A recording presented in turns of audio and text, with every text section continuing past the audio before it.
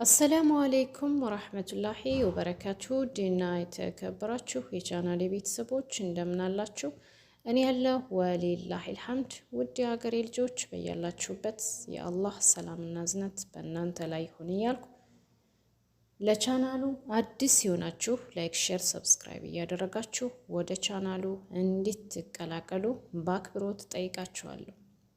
ትረካዬን ካቋረጥኩበት እቀጥላለሁ። እሺ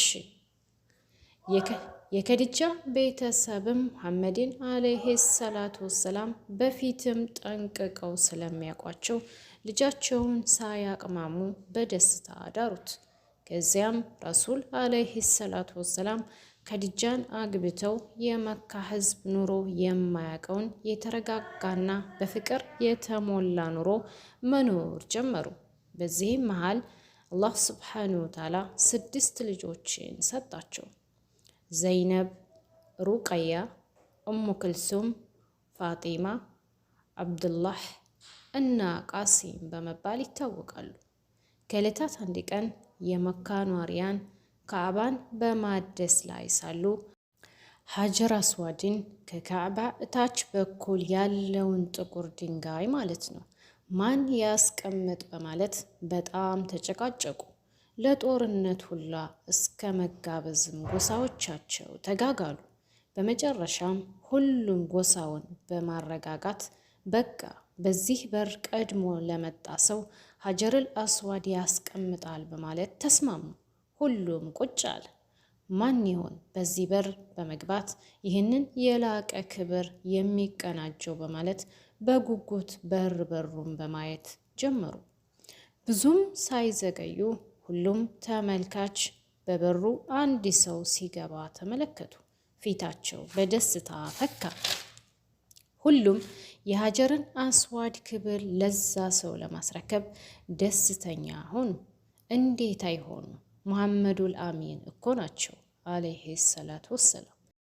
ከዚያም ረሱል አለይሂ ሰላቱ ወሰላም ሀጀርን አስዋድ በካዕባ ታች እንዲያኖሩ ሲጠየቁ በቁሬሽ ጎሳዎች መካከል አለመስማማትን መፈጠሩን በመረዳት የለበሱትን ሪድዋ ወይም ፎጣ ከትከሻቸው ላይ አወለቁ፣ መሬት ላይ አንጥፈው። ከዚያም ሀጀር አስዋዱን ወይም ድንጋዩ ማለት ነው ብድግ አድርገው በፎጣው ላይ በማሳረፍ እያንዳንዱ የቁሬሽ መሪዎች የፎጣውን ጫፍ እንዲይዙ ካደረጉ በኋላ ሁሉም የያዙትን የፎጣውን ጫፍ ተሸክመው ወደ ካዕባ እንዲጠጉ አደረጉ። ከዚያም በሁሉም ጎሳዎች ተይዞ በፎጣው የተጠጋው ሀጀረል አስዋድ ረሱላችን አለይሂ ሰላቱ ወሰላም በተከበረችው እጃቸው አንስተው ካዕባ ላይ አሳረፏት። ከዚያም ረሱል አለይሂ ሰላቱ ወሰላም ሁኔታቸው እየተቀያየረ መጣ። ብቸኝነትንም የቅርብ ጓደኛም አድርገው በመያዝ ስለ ፍጥረት ዓለሙና አፈጣጠር እና ስለ ፈጣሪ በጥልቀት ማሰላሰል ጀመሩ። አብዛኛውንም ጊዜ ከሰዎች ተነጥለው ስለ ፍጥረቱ ዓለምና ስለ አስተናባሪው በማስተንተን ትልቁን ተራራ ስንቃቸውን ይዘው በመውጣት ሌት ተቀን ሂራ በሚባል ዋሻ ውስጥ ያሳልፉ ጀመር። ሁሌም ወደ እዛ ዋሻ ሲሄዱ መንገድ ላይ አንድ ሰላምታ የሚያቀርብላቸው ድንጋይ አለ። ሱብሃንላህ፣ ሁሌም ያስታውሱታል። አሁን ነገሩ ሊገላለጥ እየተቃረበ ነው። ረሱላችንም አለይሂ ሰላቱ ወሰላም በህልማቸው ያዩት ሁላ በገሃድ ዓለም መመልከት ጀምረዋል። በወርሃዊ ሮመዳን በ40ኛው ዓመታቸው ማለት ነው። ከዕለታት አንድ ቀን ረሱላችን አለይሂ ሰላቱ ወሰላም እንዲወትሯቸው እዛ ዋሻ ውስጥ ሆነው በማስተንተን ላይ ሳሉ ድንገት ጅብሪል በሰው ተመስሎ ወደ ዋሻው ዘልቆ ገባ። ከዚያም ልክ እንደገባ ምንም ሳይናገር አንብብ አላቸው። እሳቸውም ማንበብ አልችልም አሉት። እሱም ወደ ረሱላችን ጠጋ አለና እቅፍ በማድረግ በጣም ጨመቃቸው። ከዛም ለቀቅ አደረጋቸውና አሁንም አንብብ አላቸው። እሳቸውም እኔ ማንበብ አልችልም አሉት። ይህን ጊዜ ጅብሪል እንደ ቅድሙ በተደጋጋሚ የጨመቀ ካለማመዳቸው በኋላ ለቀቅ አረጋቸውና አንብብ፣ በዚያ ሁሉን በፈጠረ ጌታ ስም፣ ሰውን ከረጋ ደም በፈጠረው ጌታህም ስም አንብብ፣ ጌታህ በጣም ቸር ሲሆን የሚለውን የቁርአን አንቀጽ አወረደላቸው። ይህን ጊዜ ረሱላችን አለይሂ ሰላቱ ወሰላም እየተንቀጠቀጡ ወደ ቤት መጡ። እቤት ኸዲጃ ነበረች። ወደ ፍራሻቸው ላይም በመተኛት አከናንቡኝ አከናንቡኝ ማለት ጀመሩ። ኸዲጃም አከናንበቻቸውና ሲረጋጉ የሆኑትን ሁሉ ነገሯት። እሷም ብልህና አስተዋይ ናትና የቀድሞ መልካም ስነ ምግባራቸውን በማስታወስ አላህ ስብሓነሁ ወተዓላ ለመጥፎ እንደማይሰጣቸው አስጠናናቻቸው። ይህን ጣፋጭ ንግግር ከኸዲጃ አንደበት ሲሰሙ ረሱላችን አለይሂ ሰላቱ ወሰላም መረጋጋት ሰፈነባቸው። ከዚያም በማስተዋል ያጋጠማቸውን ክስተት ጀመሩ። ኸዲጃም ምንም እንኳን ውዱ ባለቤቷን ለማጽናናት እንዲህ ብትናገርም ነገሩ እረፍት ስላሳጣት ረሱላችንን አለይሂ ሰላቱ ወሰላም ይዛ የክርስትና እምነት ላይ ወዳለው እና በድንቁርና ዘበን ስለ ራኢብ ወይም ዋሂ እውቅና ወዳለው አጎቷ ወረቃ ኢብኑ ነውፈል ይዛቸው ሄደችና አጎቴ እስቲ መሐመድ እሚልህን ስማው አለችው። አጎቷም ልጄ ምን ገጠመህ ብሎ ጠየቃቸው። ረሱላችንም አለይሂ ሰላቱ ወሰላም በጣፋጭ አንደበታቸው ክስተቱን ዘርዝረው ነገሩት። ወረቃም ይህማ በሙሳ ላይ ይወርድ የነበረው መንፈስ ነው።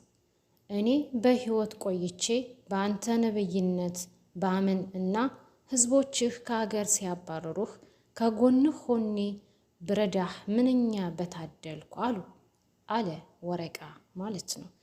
ይህን ጊዜ ረሱላችን አለይሂ ሰላቱ ወሰላም ድንግጥ አሉ።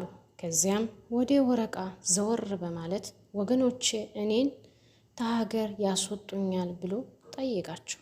ወረቃም እንዲያንተ ያለ ተልኮ ይዞ የመጣን ሰው ሁሉ ይዋጋሉ አላቸው። ከዚያም ረሱላችን አለይሂ ሰላቱ ወሰላም ያ ራእይ ናፈቃቸው። ያ አንብብ የሚለው መልአክ እጅጉን ናፈቃቸው። ከዕለታት አንድ ቀን ረሱላችን አለይሂ ሰላቱ ወሰላም መንገድ ላይ ሳሉ የሆነ ድምፅ ከወደ ሰማይ በኩል ሰሙ። የሰሙትንም ድምፅ ለማጣራት ወደ ላይ ቀና ሲሉ ያንን መልአክ በምድርና በሰማይ መካከል በዙፋን ተቀምጦ ተመለከቱት። ትርኢቱ በጣም ያስፈራ ነበር። ከዛም ወደ ቤት በመገስገስ ኸዲጃን ጠሯት። ልብስ ደርቢልኝ አሏት እና ደረበችላቸው እና ልክ እንደተኙ ጅብሪል መጣና አንተ ልብስህን ደራቢ ሆይ ተነስ፣ አስጠንቅቅም፣ ጌታህንም አክብር፣ ልብስህንም አጥራ፣ ጣዖትንም ራቅ አላቸው። ከዚያ በኋላ ረሱል አለይሂ ሰላቱ ወሰላም ዳዋ የማድረግ ግዳጅ እንደተጣለባቸው ተገነዘቡ። ያኔ ዳዋውን ከጎናቸው ባለው ሰው መጀመር ፈለጉና ኸዲጃን ወደ አላህ ጠሯት። እሷም ለአላህ ስብሓነሁ ወተዓላ ጥሪ እጅ ነሳች። የቅርብ ጓደኛቸውና በመልካም ስነ ምግባሩ እውቅ የሆነው አቡበክርንም ወደ አላህ ጠሩት። እሱም ለአላህ ስብሓነሁ ወተዓላ አጎበደደ። አልይ ኢብኑ አቢ ጣሊብም የ12 ዓመት ሲሆነው ወደ አላህ ጠሩት። እሱም ለጥሪው እጅ ነሳ። አቡበክር ከዚያ ያሉትን ሰዎች በሚስጥር ወደ አላህ መጣራት ጀመረ። አብዱራህማን ኢብኑ አዑፍ፣ ዑስማን ኢብኑ አፋን፣ ዙበይድ ኢብኑ ዐውር፣ ጣልሓ ኢብኑ ዑበይድላህ እና በርካታ ሰዎች በአቡበክር አማካኝነት ዲኑን ይቀላቀሉ ጀመር። ያን ጊዜ ሰላተኛ በምናቀው አይነት አልተወሰነም ነበር። ብቻ ጎህ ከመቀደዱ በፊትና ጀንበር ከመጥለቋ በፊት ሁለት ረካ በረሱላችን አለይሂ ሰላቱ ወሰላም መሪነት በድብቅ ይሰግዱ ነበር። አለይሂ ሰላቱ ወሰላም። ክፍል 4 ቢኢዝኒላሂ ተዓላ ኢንሻአላህ